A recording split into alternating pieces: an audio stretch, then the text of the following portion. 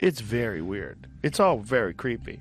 And the fact that it was a real place. I told you, like, I was telling people that Alex Jones told me about that a long time ago. I thought he was out of his mind. There's a place, they take him, they compromise them, they have with kids, and like, what? Your impression is so good. I've known that guy forever. I knew that guy before he talked like that. His voice wasn't as scraggly. All the years of tequila and vodka. But I thought it was nuts, and it turned out to be true. Yeah, but it's a fucked up world we live in. We need Jesus. I think for real. Like if he came back now, it'd be great. Like Jesus, if you're thinking about coming back, right now, now's a good time. Yeah, pretty soon. Yeah, now's a good time. We're kind of fucked. Well, there's a lot of people that think that might be coming. Well, it might be. Mark of the beast. That might be the aliens. I mean, that might be what all this stuff is. It might be we reach a certain point where we're so unmanageable and so chaotic that something comes down and gives us a guideline. I mean, this is what Moses essentially experienced, supposedly, right? When he came back with his 10 commandments. This is supposedly what, these people that have had these religious visions. There's a way to follow, and there's a greater power that's above everything, that controls this whole thing and keeps it all together.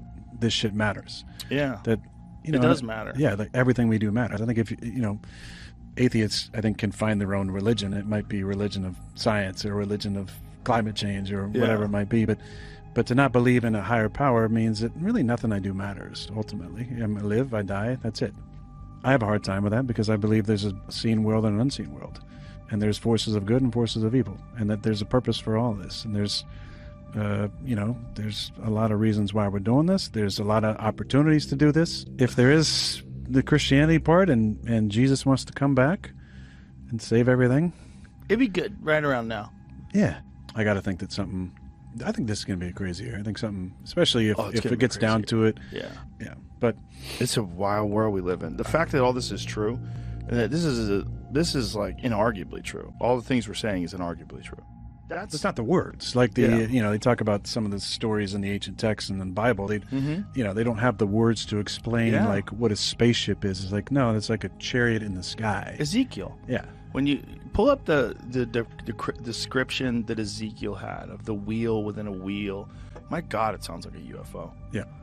And what a lot of people, I would like to talk to Tucker Carlson about this, because Tucker Carlson has this belief too. He just talked to people about this, and he thinks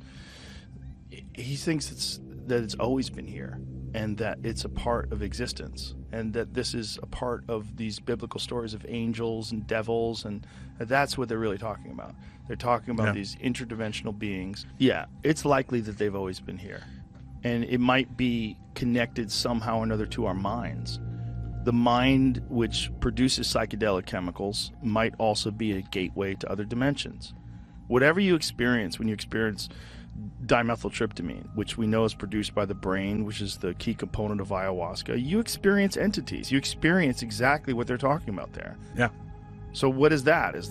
Do we just dismiss that as hallucination? I think we legalize it and promote it and encourage people to do it. And then the aliens come. and then we realize they've been here all along. I think they've probably been here all along. I think they're probably here right now. They're just not here. They're just not here, but they're part of this. Yeah, I agree. We just have a very limited ability to see. Do you think they're benevolent? Probably not. No, I don't think so. I think progress requires a lot of chaos. I think human beings, in particular, innovative, creative creatures, have to have something to battle against to become their better selves. We find that in human beings.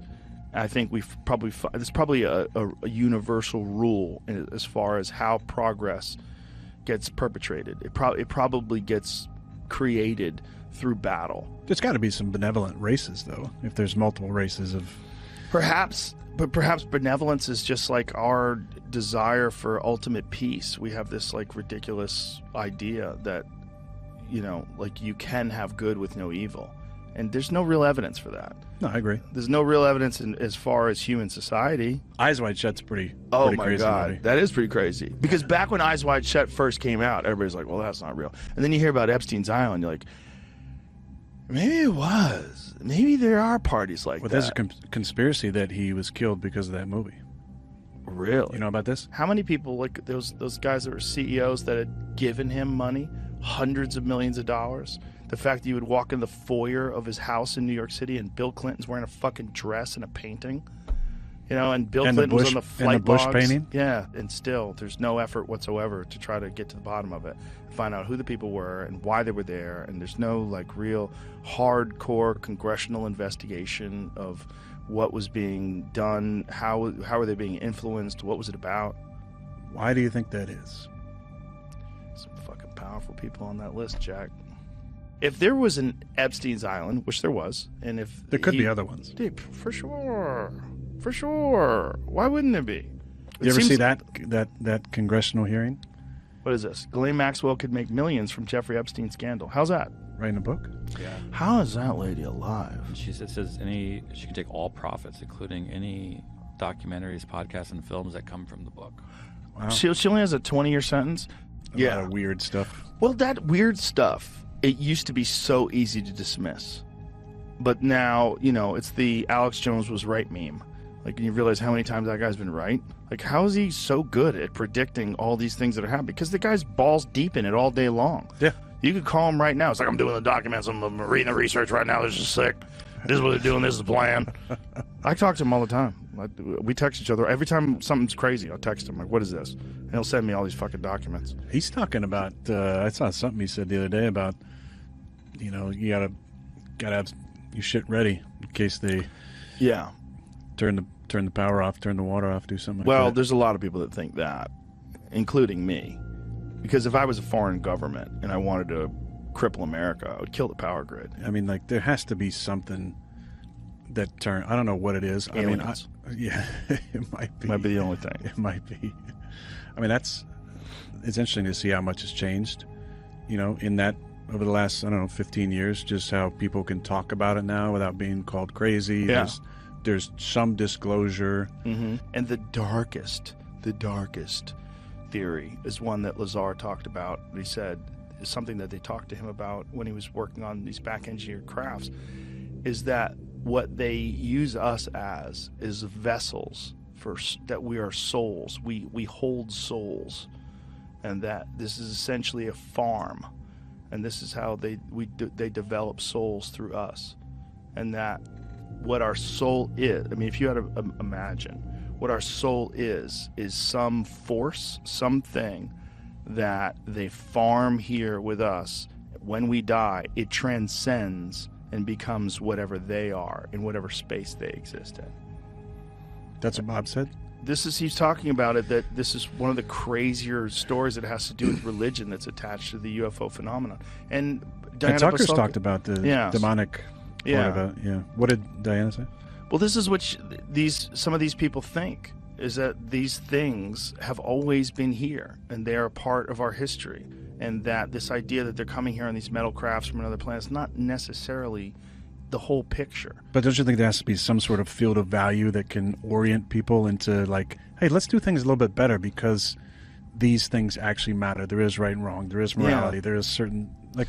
Well, unfortunately, the problem with living in a secular society and living in a society that has a lot of people that are atheists, that have no belief system at all, is you find a belief system, and that's a lot of these people that call themselves atheists, or they've subscribed to the religion of woke.